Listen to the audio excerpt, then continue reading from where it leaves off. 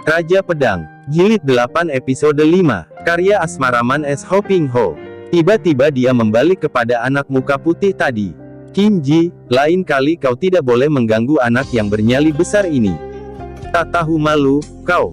Ampun, Suhu, hayo usir semua cacing ini. Anak bermuka putih yang bernama Qin itu segera meniup sulingnya dan semua ular itu merayap pergi.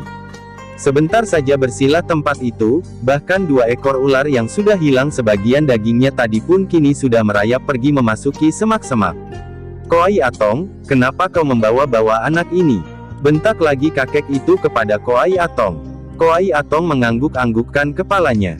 Enci Hong ini, dia sahabat baik Ticu, hendak Ticu susulkan kepada ayahnya di Hoasan. Baik, kau tidak lekas pergi menanti apa lagi? Koai Atong memberi hormat berkali-kali dan berkata, terima kasih, Lo Xianwei, terima kasih, lalu berdiri, menyambar lengan Kua Hong dan membawanya lari dari tempat itu. Kua Hong berkali-kali bertanya tentang kakek aneh itu, akan tetapi Koai Atong tidak mau menjawab. Setelah mereka lari 10 li lebih jauhnya, barulah Koai Atong melepaskan tangan Kua Hong dan berhenti, napasnya terengah-engah. Aduh, hampir saja celaka. Mungkin karena rasa takut dan ngerinya, orang yang biasanya bersikap seperti kanak-kanak ini sekarang agak lebih normal sikapnya. Ada apa, Koai Atong? Siapakah kakek itu? Siapa pula bocah yang memelihara ular itu? Kuat Hong bertanya. Koai Atong berkali-kali menarik napas panjang lalu duduk di atas tanah.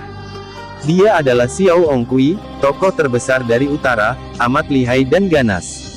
Kau lihat tadi makanannya saja ular hidup. Bocah itu muridnya, lihai sekali, biarpun masih kecil tapi kepandaiannya tidak kalah olehku.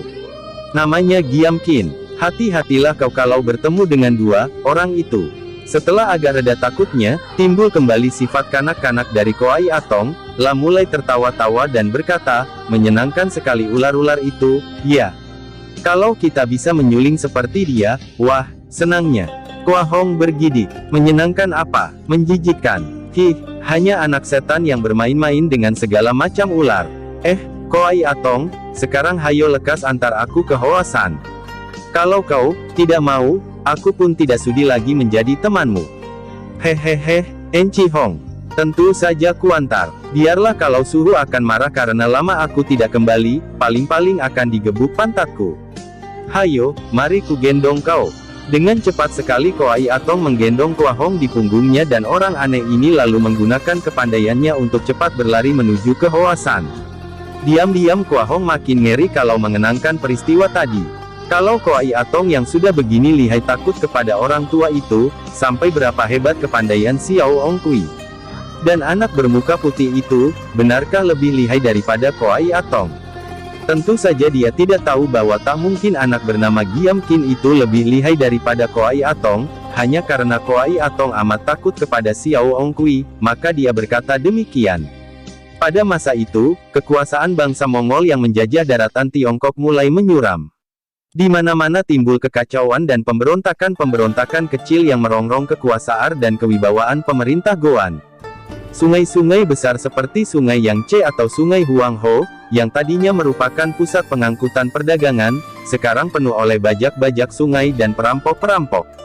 Bajak dan perampok ini demikian beraninya sehingga, kalau dulu mereka hanya mengganggu perahu kecil yang tidak terjaga kuat, sekarang mereka ini tidak segan-segan untuk membajak perahu besar yang dijaga, bahkan perahu pembesar Goan mereka ini berani kadang-kadang mengganggunya. Kota dan dusun yang terletak di sepanjang Sungai Yangtze, tidak luput daripada gangguan para bajak dan rampok ini. Oleh karena itu maka keadaannya sekarang menjadi sepi, para pedagang tidak berani lagi melakukan perjalanan seorang diri, para pengiring barang tidak berani lagi kalau tidak terjaga oleh serombongan piausu pengawal barang, yang kuat. Bahkan para pembesar yang melakukan perjalanan, selalu membawa pasukan bersenjata lengkap.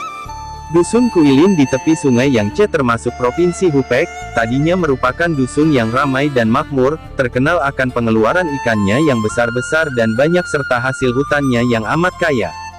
Biasanya di dusun ini banyak dikunjungi pedagang-pedagang dari lain daerah sehingga di pinggir sungai banyak diikat perahu-perahu besar dan di darat banyak terdapat kuda dan kereta. Akan tetapi akhir-akhir ini dusun Kuilin juga ikut menjadi sunyi sekali. Tidak ada pedagang luar daerah yang berani datang melakukan perjalanan yang berbahaya. Pedagang-pedagang di Guilin sendiri selain mengalami sepi, juga seringkali mendapat gangguan dari para penjahat sehingga berbondong-bondong mereka yang mempunyai cukup modal lalu berpindahan ke kota-kota besar. Banyak pula yang menderita gulung tikar sehingga dusun Guilin sekarang menjadi dusun yang sunyi, hanya ditinggali para nelayan dan petani yang tidak punya apa-apa untuk dirampok lagi. Maka agak mengherankan kalau orang melihat adanya sebuah warung arak yang menjual macam-macam makanan setiap hari dibuka di pinggir sungai di dusun itu. Akan tetapi sebetulnya tidak aneh karena yang memiliki warung itu adalah Pangkui Simata I, seorang tokoh yang terkenai dalam dunia penjahat sehingga sebagai orang segolongan dia tak pernah diganggu oleh para perampok dan bajak yang menjadi kawannya sendiri. Malah hampir semua langganan warung arak ini terdiri daripada penjahat-penjahat belaka.